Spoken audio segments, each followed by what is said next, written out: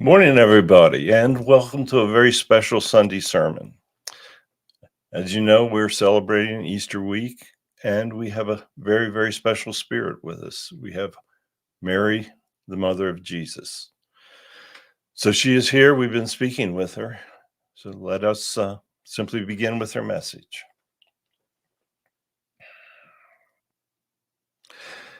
Good morning, everyone. And yes, it is a very, very special season. Sadly, the crucifixion has to come before the resurrection. The crucifixion of my son was the most terrible moment of my life. Mary Magdalene and I, we went to the crucifixion because we did not want my son to die alone. We knew what the Romans were going to do. We knew when they took him away that night on the Mount of Olives that it was going to be a terrible time. He had told us that he would be leaving. He told us that he probably would not be back. And he told us that we would all meet with him in heaven. He tried to describe heaven for us, but none of us truly understood what he was talking about.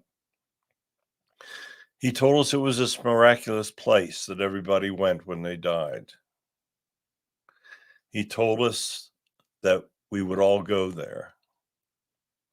He said that he wanted us to pass on the words that he spoke. You see, my son only spoke of his ministries for 3 short years. He created miracles. He helped others. All he did was he ever showed love. You see, many of the things, the wonderful things that he did, were not even recorded. The miracles, yes, people did remember the miracles, but he did so much more. He helped people every day of those 3 years.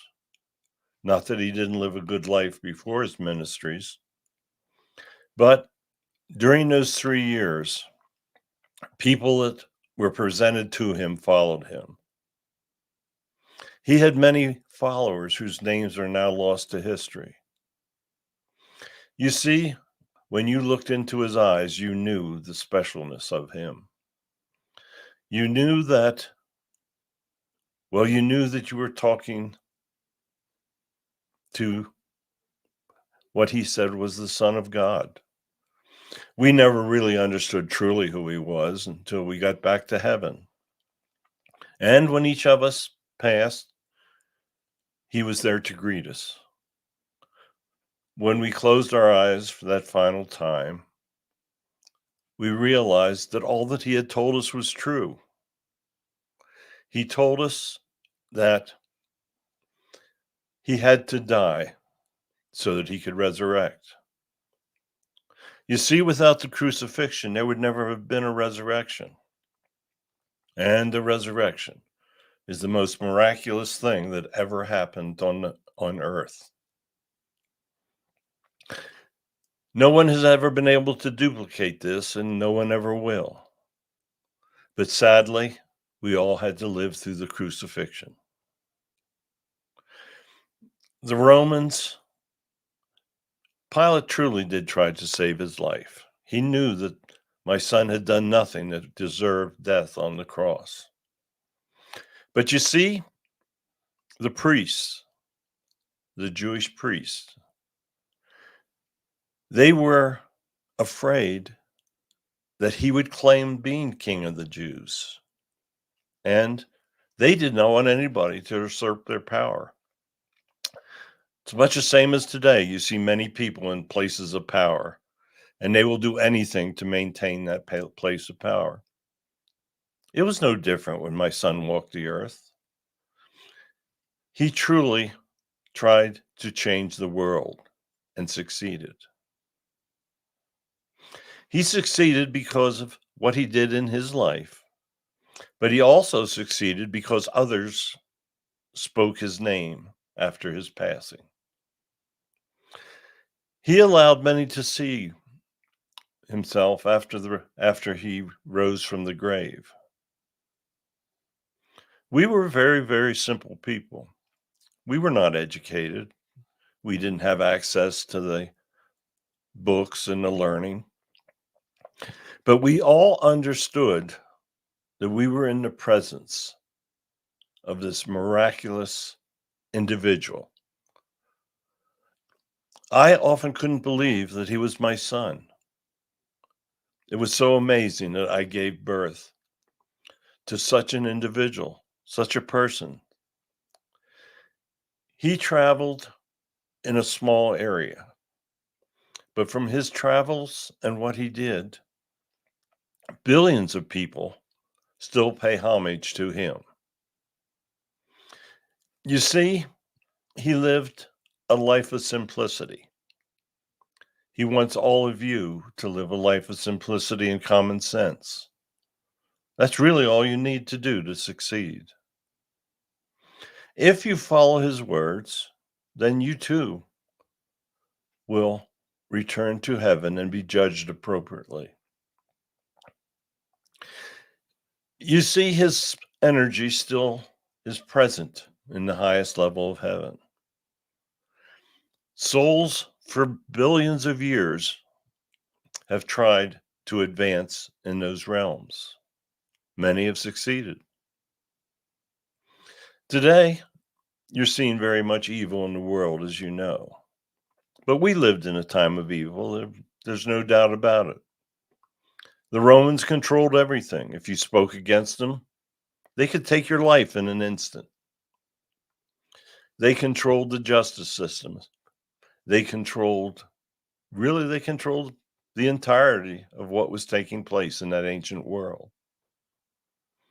Today, you have people that would like to take control of everything that is happening in the modern world. Nothing really changes through time. Now, what is important for humans is that things do change in the future. You see, the difference now is that humans have weapons. They have these terrible instruments that they can actually destroy all of the life on Earth, on your beautiful planet. You can destroy the balance of nature. The planet can be destroyed in many ways over time. You have to learn to love others. You see, my son loved everyone. He hated no one.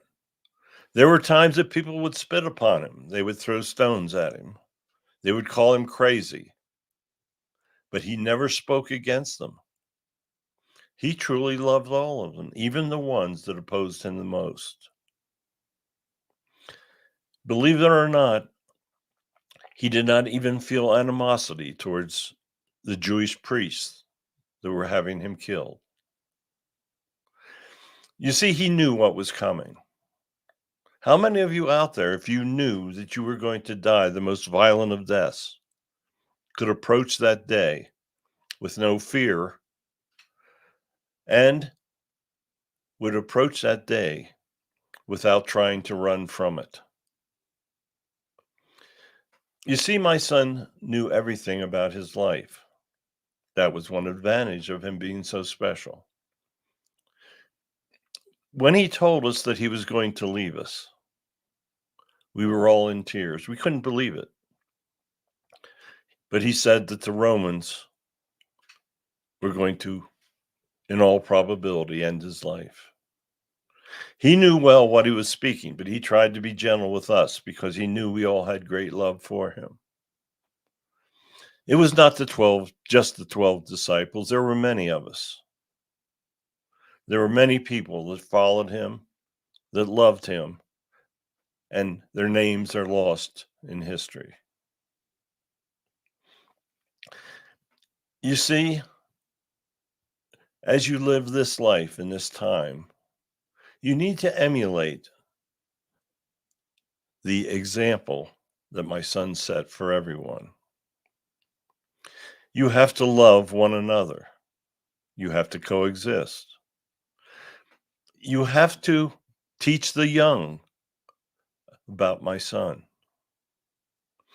You see, people are drawing away from religion at this time. I think technology has a lot to do with it.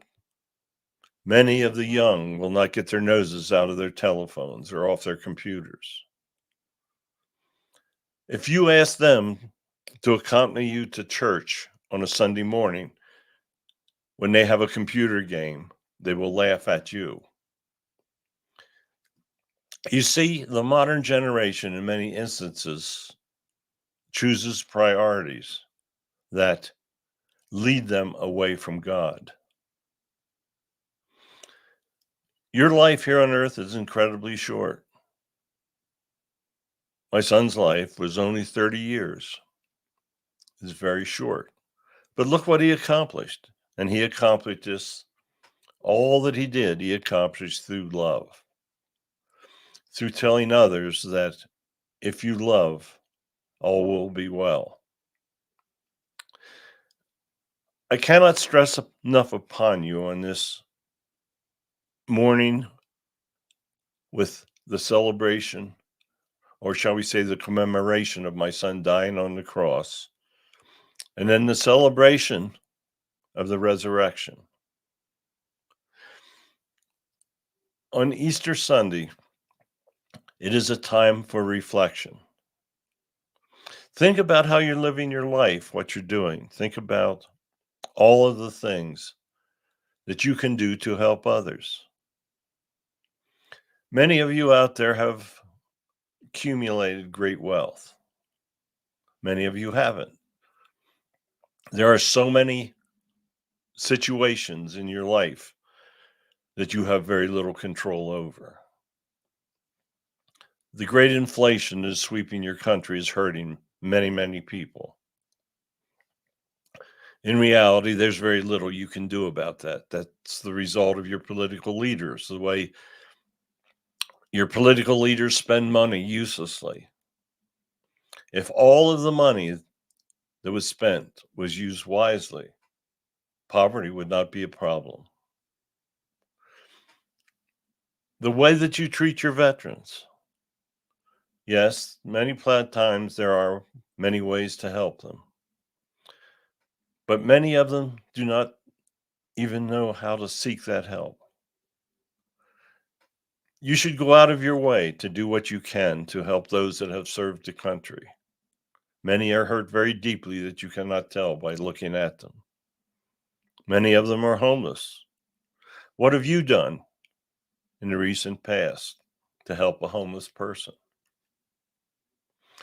Many of them don't want to be there. They would much rather be living in the comfort of a home, having a family, hugging their loved ones, but instead they're hovered on the street trying just simply to stay warm.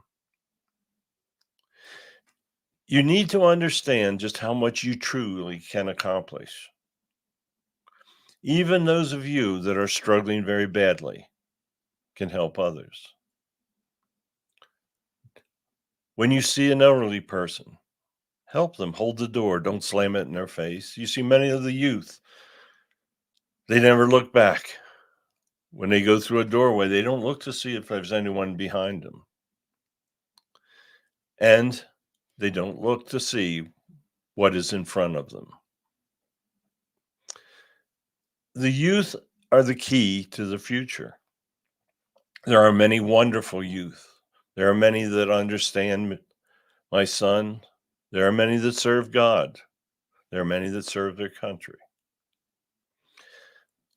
The key to the future always lies in the young. How the young are taught will determine how the people that come to power in the future govern.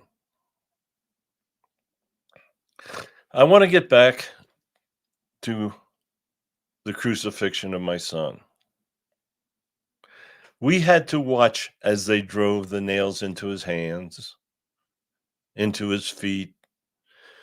It was a terrible, terrible thing. You cannot imagine the grief that a mother feels when she is watching something like this take place. You see, the soldiers even understood that he was special. They had to follow orders, and they did. Many of the soldiers had tears running down their faces. They knew that what they were doing was a terrible, terrible thing. But my son, as they were hurting him, he looked into their eyes and he said, I do not hate. I know you are doing what you must do. In the Gospels, they made up many things about the crucifixion of my son. The soldiers did not try to have him drink vinegar, as they say. They actually did him a favor by ending his life with the lance. You see, many people would live for days on the cross. It was a terrible way to die. But as soon as they had the opportunity, one of the soldiers took his lance and he made sure that my son had passed. Joseph of Arimathea was watching with us. He had a tomb, and the Romans allowed us to take his body off of the cross. Generally, they would let the body rot on the cross. It was a terrible thing. But they allowed us to remove his body and to take it to the tomb that Joseph owned. We did not have the opportunity to cleanse his body and prepare it. The Romans would not allow it at the time. When we returned 2 days later, the tomb was open. The soldiers had truly sealed it with a large stone, and the body of my son was gone. We felt terribly because we thought that people had said that someone had stolen his body. Why would you steal the body of my son? But as we found out, no one had stolen it. He had resurrected from the grave. We had no idea what he was talking about when he said he would return to us. We thought he would return permanently, but that was not what it was to be. He showed himself. He let us know that he had this incredible ability. He performed a miracle that you do not have the technology to duplicate today. And you will never have that technology. That is the depth of the miracle of the resurrection. There is absolutely no way that you will ever duplicate what my son did. He did to prove, he resurrected to prove the power of God. You cannot comprehend the powers that God has. He comes and he speaks to you, and he gives you messages. He tells you what you need to do to live a good life and to be judged well when you return to heaven. But none of you out there have any idea of the true powers of God. When you return, you will start to understand it. So use this weekend as a time of meditation. Think about what my son went through. Think about what you would do in his place. If you knew that your time was ending, what would you do? He tried to help as many as he could with his final moments. Would you do the same? I want to thank you for allowing me to come through and speak once again to you. Easter should be a wonderful time. Don't commercialize it. Focus on the truth of what my son did during those 3 days. So goodbye. My son is watching, and he blesses all of you that are present. He blesses and loves everyone. Tell others about him. Try to spread his love.